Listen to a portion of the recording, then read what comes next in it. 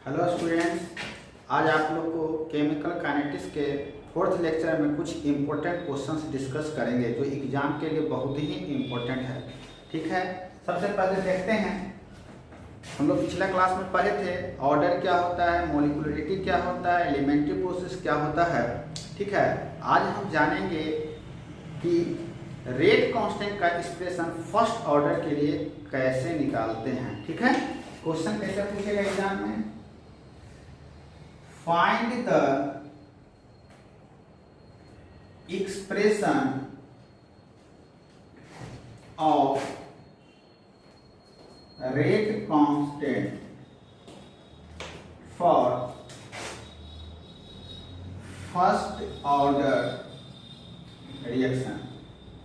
ठीक है, क्वेश्चन क्या रहेगा आपके एग्जाम में, फर्स्ट ऑर्डर रिएक्शन का एक्सप्रेशन कैसे निकाला जाता है। ठीक, तो सबसे पहले हम कंसीडर करेंगे कोई रिएक्शन जो कितने ऑर्डर का होगा, फर्स्ट ऑर्डर का। ठीक है, देखिए, लेट अस कंसीडर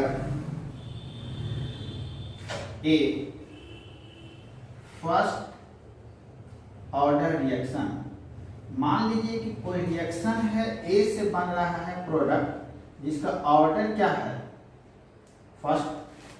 तो यहां से रेट का दो तरह का फॉर्मूला बताए थे। एक डिफरेंशियल रेट में क्या होता है, एक घटता है इसलिए minus D A by D T, और दूसरा के ए पर पावर फर्स्ट ऑर्डर का है तो क्या लिखेंगे, 1 लिखेंगे। क्लियर है। अब देखिए, ये कॉन्सेंट्रेशन इन दोनों को एक साइड में कर लेंगे, यानी D A by concentration of A equal to minus K I by cross multiplication से क्या हो जाएगा। अब हम इसका इंटीग्रेशन करेंगे, integrating from C0 to Ct, यानी C0 इनिशियल कॉन्सेंट्रेशन और Ct concentration after time t है। इन टाइम 0 टू t, यानी 0 से t समय में कॉन्सेंट्रेशन इसका चेंज होता है C0 से कितना, Ct से। ठीक है, तो अब देखिए इंटीग्रेशन का सिंबल इस तरह का होता है। हम किसका कर रहे हैं, d of a by concentration of a, minus को बाहर करते हैं, यहां से dt लिखते हैं। ठीक है, अब जब टाइम आपने लिया होगा 0, यहाँ कॉन्सेंट्रेशन पूछ रहा होगा, हमने मान लिया C0। अब कुछ समय के बाद धीरे धीरे कॉन्सेंट्रेशन चेंज होगा एंड आफ्टर टाइम t इसका कॉन्सेंट्रेशन कितना हो जाएगा, Ct। क्लियर है। अब देखिए, कांस्टेंट को मैंने बाहर क्यों किया, क्योंकि कांस्टेंट का इंटीग्रेशन नहीं होता, यानी उसको बाहर हम कर देंगे। ठीक है, कांस्टेंट क्या होता है। अब देखिए 1/a, देखिए आप लोग पढ़े होंगे मैथ में कि 1/x dx का इंटीग्रेशन, देखिए कुछ फॉर्मूला लिख रहे हैं, याद रखिएगा। 1/x dx का इंटीग्रेशन होता है ln x। ठीक है, ln का मतलब होता है log x on base e। Clear है। दूसरा फॉर्मूला याद रखना है, d ऑफ x का इंटीग्रेशन x होता है नीचे लोअर लिमिट, ऊपर अपर लिमिट। इसको सोल्व करते हैं तो एक बार अपर माइनस लोअर।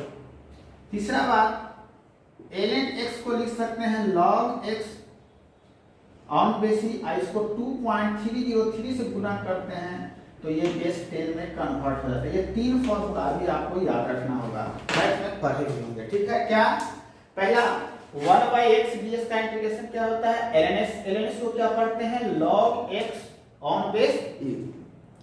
दूसरा dx का इंटीग्रेशन होता है x, नीचे लोअर लिमिट है, ऊपर अपर माइनस लोअर फॉर्मूला होता है। तीसरा बात, log x यानी ln x को e में कन्वर्ट किया, अगर इसको 10 बेस में कन्वर्ट करते हैं, जितना फिजिक्स और केमिस्ट्री का प्रॉब्लम बनाएंगे वो 10 बेस पर, और मैथ में कैलकुलस सोल्व किया जाता है e में। तो e से 10 में कन्वर्ट करने के लिए हम कितना से गुना करेंगे, 2.303 से। एक और फॉर्मूला जान लीजिए, जानते भी होंगे, log a by b equal to होता है log a minus log b। ठीक है, कितने फॉर्मूला का यहाँ उपयोग करेंगे बताइए। 1/x dx का बताए थे कितना, ln x, तो 1/a dA का इंटीग्रेशन कितना होगा, ln a। कहां से कहां तक, तो C0 से CT तक, ठीक है, माइनस के, और dt का इंटीग्रेशन होगा t 0 से t तक। एक बार अपर लिमिट भर दें तो ln CT minus ln C0 equal to minus K, यहाँ एक बार t, ठीक है, अभी फॉर्मूला ही सिर्फ लिख लीजिए, t हो जाएगा कहां से कहां तक, 0 से t तक। तो इसको हम लोग वैल्यू को फुल डायरेक्ट कर लेते हैं, बेटर रहेगा, t माइनस क्या हो जाएगा 0। अब देखिए kt को लेफ्ट साइड में लाएंगे पॉजिटिव हो जाएगा, kt इक्वल टू, तो उधर जाएगा तो प्लस में हो जाएगा ln C0 minus ln CT, यानी kt equal to ln C0 by हो जाएगा CT। इसको आप देखिए ये बेस e पर है, इसको 10 में कन्वर्ट करने के लिए बताए हैं, कितना से गुना करेंगे, 2.303 से, ठीक है, यानी kt equal to 2.303 log C0 by CT। यही आपका फॉर्मूला होगा फर्स्ट ऑर्डर के लिए, ठीक है। तो हमेशा पूछता है रेट कांस्टेंट का एक्सप्रेशन निकालने, ठीक है, फर्स्ट ऑर्डर के लिए, तो ये आएगा, बहुत बार एग्जाम में पूछा जा चुका है, अगले साल भी उम्मीद है कि ये क्वेश्चन एग्जाम में आएगा, क्लियर है, ठीक है। तो ये क्वेश्चन तो पूछेगा ही ग्रैप करने के लिए, इसके अलावा इससे बहुत सारे न्यूमेरिकल्स पूछे जाएंगे जो हम आगे अभी देखने वाले हैं, ठीक है, इसमें कोई दिक्कत। चलिए अब हम अगला क्वेश्चन में देखेंगे कि हाफ लाइफ पीरियड क्या है, और फर्स्ट ऑर्डर के लिए हाफ लाइफ पीरियड का एक्सप्रेशन कैसे निकाला जाता है, ठीक है। तो सबसे पहले क्वेश्चन क्या है आपका, what is half life period,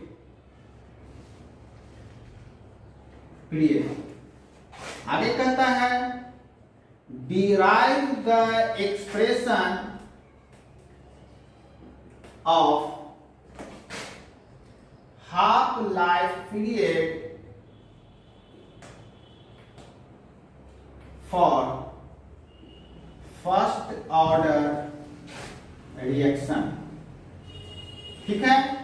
ये क्वेश्चन 5 नंबर में एग्जाम में आया करता है, ठीक है, ये बहुत ही इंपॉर्टेंट क्वेश्चन है, ठीक है। तो सबसे पहले हम जानेंगे हाफ लाइफ पीरियड होता क्या है। हाफ लाइफ पीरियड,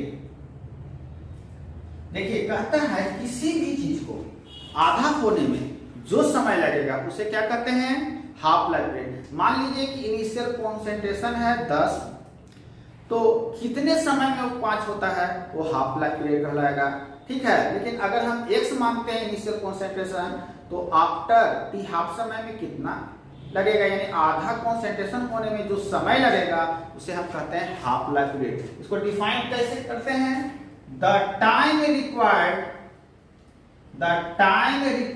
वैसा समय जो चाहिए, the time required to reach half of its initial concentration is called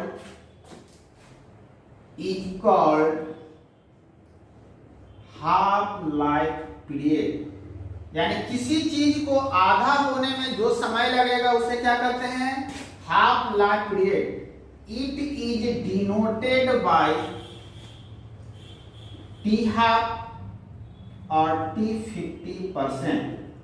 formula होता है टी हाफ का 0.6932 बाई के। ये हमेशा एग्जाम में आता है, मोस्ट इंपोर्टेंट क्वेश्चन है, ठीक है। अभी जाने क्या हाफ लाइफ पीरियड होता क्या है। क्या होता है, किसी चीज को आधा होने में जो समय लगता है उसे हम हाफ लाइफ पीरियड कहते हैं। हाफ लाइफ पीरियड को डिनोट करते हैं या तो टी हाफ से या टी 50% से। ये हाफ का फॉर्मूला होता है 0.6932 बाई के। अब देखेंगे ये फॉर्मूला टी हाफ का आया कैसे। चलिए आगे हम लोग देखेंगे derivation of derive the expression of half life period for first order reaction. यानी हम हाफ लाइफ पीरियड का यानी हेडिंग देंगे क्या, expression of half life period for first order reaction. ठीक है, फर्स्ट ऑर्डर रिएक्शन के लिए हम लोग हाफ लाइफ पीरियड निकालेंगे। तो सबसे पहले हम मानते हैं कि let initial concentration of reactant, let initial concentration of reactant equal to X, then concentration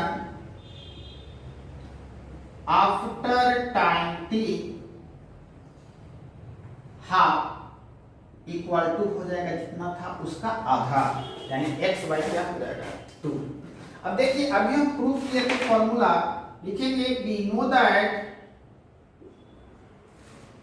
for first order reaction, हम लोग जानते हैं फॉर्मूला है फर्स्ट ऑर्डर रिएक्शन के लिए, ये प्रूव भी कर चुके हैं। क्या होता है Kt equal to 2.303 log C0 by Ct। अभी थोड़ा देर पहले ये फॉर्मूला हम लोग प्रूव किए थे। चलिए अब K को K रहने देते हैं, K क्या है आपका रेट कांस्टेंट, T को लिखेंगे T हाफ इक्वल टू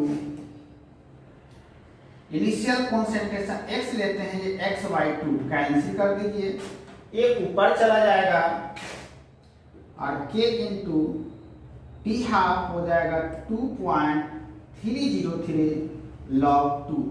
आपको पता है log 2 का मान होता है 0.301। इस वैल्यू को पुट करेंगे तो k T half equal to 2.303 into 0.301। जब हम इसको सोल्व करेंगे तो आ जाएगा k इंटू टी हाफ 0.6932, यानी यहां से फॉर्मूला आया T half equal to 0.6932 by k। ठीक है, यही फॉर्मूला आया, अभी देखे थे कि टी हाफ का ये फॉर्मूला है फर्स्ट ऑर्डर के लिए। एक बात और, यहाँ कहीं भी कॉन्सेंट्रेशन नहीं है तो हम लोग कह सकते हैं कि टी हाफ यानी half life period for first order reaction is independent of temperature, यानी टेम्परेचर से स्वतंत्र होगा। ये बात हमेशा पूछता है कि half life period for first order reaction is independent of concentration। ठीक है, बहुत बार ऑब्जेक्टिव क्वेश्चंस में आया है कि किस ऑर्डर के लिए हाफ लाइफ पीरियड इंडिपेंडेंट होता है, स्वतंत्र होता है कॉन्सेंट्रेशन पर से, यानी कहने का मतलब कि कॉन्सेंट्रेशन को चेंज करेंगे तो टी हाफ पर कोई प्रभाव नहीं पड़ता है। क्लियर है? ठीक है, इतना भी नोट कर लीजिए, फिर हम आगे इससे इन दोनों से रिलेटेड कुछ क्वेश्चंस देखेंगे। ठीक है, देखिए आगे कुछ क्वेश्चन देखते हैं। ठीक है, तो बहुत ही इंपॉर्टेंट है, ऑब्जेक्टिव क्वेश्चन पूछा जा चुका है। For the first order reaction the half life period is क्या होगा, अभी थोड़ा देर पहले पढ़े थे k into T half equal to हुआ था हम लोग का कितना 2.303 log 2 आया था, यानी इसको ln2 लिख सकते हैं k इंटू टी हाफ, यहाँ से टी हाफ का फॉर्मूला ये भी हो सकता है फर्स्ट ऑर्डर के लिए ln2 बाई k, यानी आपका ऑप्शन होगा कौन सा ए। ये आपके एग्जाम में क्वेश्चन पूछा जा चुका है, क्या है कि for the first order reaction के लिए हाफ लाइफ पीरियड क्या होगा, ln के टर्म में होगा ln2 बाई k, और नहीं तो फिर आप नॉर्मल फॉर्म में आपको देख चुके थे क्या आया था। ठीक है, नेक्स्ट क्वेश्चन है आपका एनसीईआरटी का। ठीक है, एनसीईआरटी में ये क्वेश्चन है 4.13, क्वेश्चन है calculate the half life of A first order reaction. First order reaction के लिए हाफ लाइफ क्या होगा, फर्स्ट क्वेश्चन कब, जब रेट कांस्टेंट दिया हुआ है। फर्स्ट बनाएंगे तो यहाँ पर रेट कांस्टेंट के आपको दे दिया है, कितना दिया है 200 सेकेंड इनवर्स। ओके, और फर्स्ट ऑर्डर के लिए टी हाफ का फॉर्मूला होता है 0.6932 बाई के, यानी फर्स्ट का आंसर हो जाएगा 0.6932 बाई के, कितना है आपका 200 सेकेंड फर्स्ट। उसी तरह से अगर सेकेंड बनाना चाहें तो सेकेंड का पी हाफ हो जाएगा 0.6932 बाई के, यानी 0.6932 बाई 2। मिनट इनवर्स यूनिट है, तो यहाँ आंसर क्या होगा, टाइम पीरियड का हाफ लाइफ टाइम पीरियड का मिनट होगा। उसी तरह से थर्ड क्वेश्चन बनाएंगे तो P half equal to 0.6932 by 4। Year में है, यहाँ ईयर्स कर देंगे। यानी बहुत ही सिंपल है। क्या क्वेश्चन था, रेट कांस्टेंट आपका दिया हुआ है और पी हाफ निकालना है। ठीक है, इस तरह के क्वेश्चन 2 मार्क्स में आपके ट्वेल्थ के एग्जाम में पूछे जाते हैं। ठीक है, नेक्स्ट क्वेश्चन देखते हैं।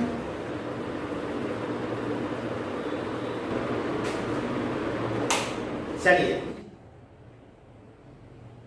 60 सेकेंड इनवर्स, 60 सेकेंड इनवर्स। ठीक है, रेट कांस्टेंट इतना दिया हुआ क्वेश्चन है, how much time will it take, कितना समय लगेगा to reduce the initial concentration of reactant to its 1/16।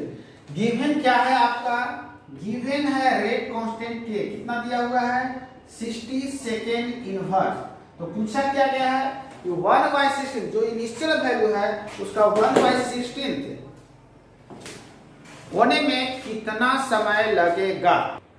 तो देखिए आपको रेट कांस्टेंट दिया हुआ है। ठीक है, अब हम लोग देखते हैं कैसे बनेगा। तो आपसे क्वेश्चन क्या है, कितना समय लगेगा इनिशियल कंसंट्रेशन का 1/16 वैल्यू होने में। तो इनिशियली हम लोग x मानेंगे, परसेंटेज रहता तो इनिशियली 100 माना जाता 100। तो मानते हैं कि let initial concentration of reactant is equal to x, then concentration after time t half is equal to हो जाएगा x/2। कितना हो जाएगा x/2। अब हम लोग फॉर्मूला जानते हैं, we know that for first order reaction. ठीक है, किसके लिए, फर्स्ट ऑर्डर रिएक्शन के लिए फॉर्मूला होता है Kp equal to 2.303 log C0/Ct। Okay, तो देखिए यहाँ K को K रहने दीजिए, K का वैल्यू आपको दिया हुआ है 60 into T 2.303 initial concentration, sorry time after time, ये T ये क्या निकालना है, आफ्टर टाइम T। तो ये कितना हो जाएगा वैल्यू 1/16 ऑफ इनिशियल कंसंट्रेशन, या x/, क्या होगा x/16 हो जाएगा।